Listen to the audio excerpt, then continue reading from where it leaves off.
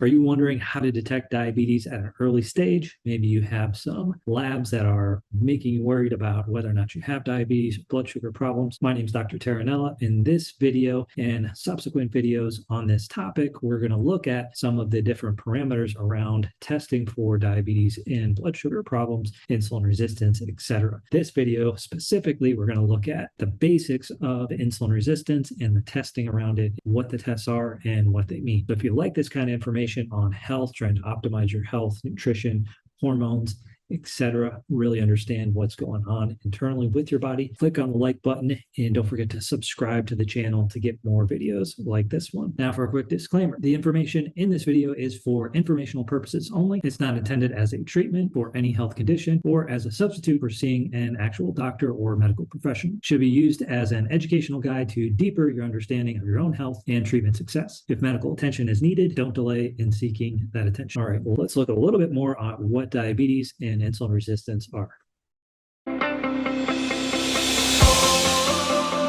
So we want to look at how to detect diabetes at an early stage. So in this video, we're going to look at the basics of what it is to have diabetes and things in that category, which we could collectively call insulin resistance. Now, the vast majority of people with diabetes have type 2 diabetes, and so that is what we're going to be looking at in this video and subsequent videos on diabetes. We're going to be focusing more on the insulin resistance side of things, which is typically type 2. So when you have diabetes, pre-diabetes, or even pre-diabetes, you're said to have insulin resistance. And detecting the progression towards diabetes, insulin resistance, and insulin resistance without diabetes is not always straightforward in black and white. So this is really a question of where you're at on the insulin resistance curve or spectrum, if you will. And so you can see this screen that I shared here. You have normal blood glucose control here, mild insulin resistance, maybe that's showing up as weight gain for you. Then you have pre-diabetes, maybe you have high triglycerides or other abnormalities in blood sugar.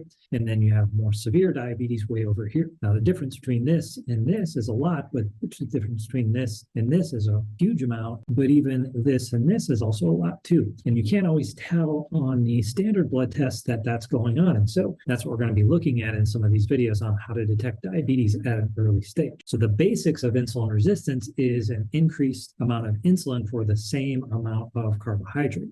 So let's say you eat 100 grams of carbohydrate today. We'll just say it's white rice for the sake of simplicity. How much insulin do you need to produce to take that 100 grams of white rice that you just ate and put it into your tissues so that you have normal blood sugar levels? Now compare that to a leaner, more fit version of yourself and ask the same question. How much insulin do you need to put that into your cells and tissues, and how long does it take? That is at the heart of this question about insulin resistance and early detection of diabetes.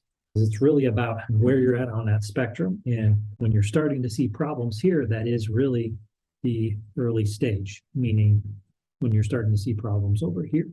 So that's what we're going to be talking about. And these sort of things tend to get a little bit worse with time as you age anyways, regardless of where you're starting from. Everyone does start to get some insulin resistance as they age.